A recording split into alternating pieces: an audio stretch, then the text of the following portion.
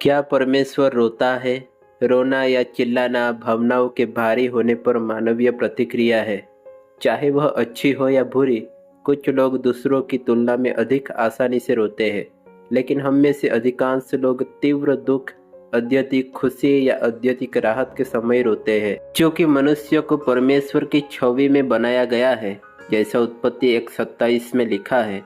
और बाइबल परमेश्वर को हमारे जैसी भावनाओं वाला बताती है।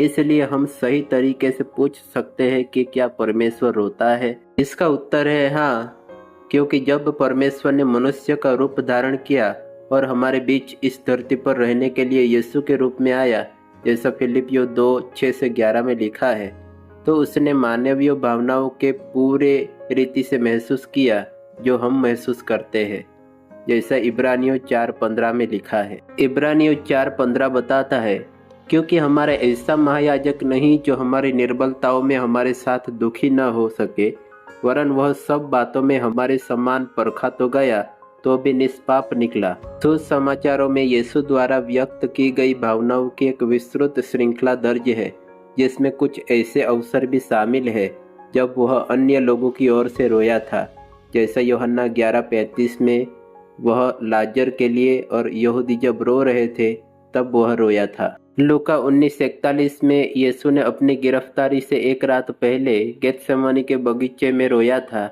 जब वह पिता से हमें बचाने के लिए किसी और तरीके से प्रार्थना कर रहा था, जैसा मत्ती 26:38-39 में लिखा है।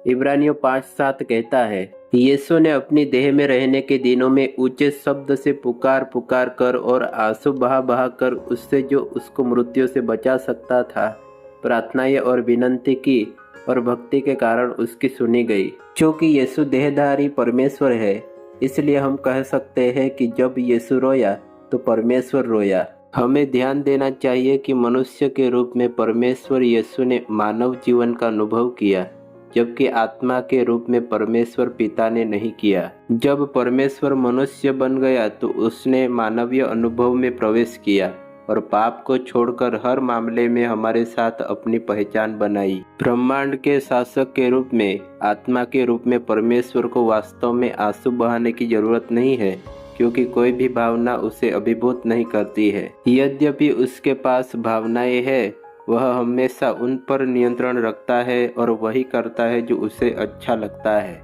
यद्यपि प्रभु को हमसे कुछ भी नहीं चाहिए, फिर भी उसने हमारे चुनावों के प्रति खुद को भावनात्मक रूप से उत्तरदायी बनाने का चुनाव किया है।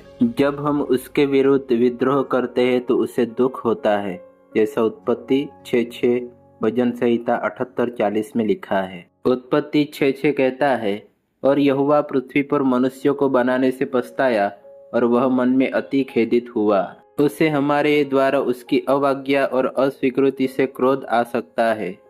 वह हमारी मूर्ति पूजा और सांसारिकता के कारण ईर्ष्या महसूस करता है। वह अपने बच्चों पर प्रेम से आनंदित होता है, जैसा सफानिया 3:17 में लिखा है। वह दुष्टता से घृणा करता है, उसे अपनी सृष्टि पर बड़ी दया आती है। ईश्वर दुखी हो सकता है, लेकिन पवित्र शास्त्र में कभी भी हमें ऐसा कोई संकेत नहीं मिलता है कि स्वर्ग की सेनाओं का प्रभु परमेश्वर रोता है। यीशु ने आंसू बहाए हमें बहुत ही मानवीय तरीके से ईश्वर का दुख दिखाया। यीशु के धरती पर आने का एक कारण हमें ईश्वर को समझने में मदद करना था। उसने अपने शिष्यों से कहा कि यदि तुमने मुझे देखा है तो तुमने पिता को देखा है। उनके अनुभव और अभिव्यक्तियों हमें अपनी मानवीय समझ को उस तक लाने की अनुमति देती है जो समझ से परे है। जन्म से अंधे व्यक्ति को रंग समझना मुश्किल है। उनके पास अपने अनुभव में ऐसा कुछ नहीं है जिससे उसकी तुलना की जा सके। आध्यात्मिक वास्तविकताओं के साथ भी ऐसा ही है। यीशु ने हमें पिता को ऐसे तरीके से दिखाया जिसे हम समझ सके। बाइबल कल्पना और भौतिक तुलनाओं से भरी हुई है, क्योंकि यही एकमात्र तरीका है जिससे हम गैर भौतिक सत्य को समझने के करीब आ सकते हैं। इसलिए जब बाइबल दर्ज करती है कि यीशु रोया, तो परमेश्वर चाहता था कि हम जाने कि वह हमारी भावनाओं को समझता है। उसने हमें रोने की क्षमता के साथ बनाया है। जब वह हमारे बीच रहता था तो उसने खुद को शरीर में रोने दिया। स्वर्ग में पिता को रोने की जरूरत नहीं है। इसका एक मुख्य कारण यह है कि वह शुरुआत और अंत को देखता है। हम अक्सर रोते हैं क्योंकि हम उस पल की भावना में फंसे हुए महसूस करते हैं, उसके बाद कुछ नहीं देख पाते। परमेश्वर को कभी भी ऐसा महसूस नहीं होता। वह कभी भी किसी भावनाओं में फंसा हुआ नहीं होता।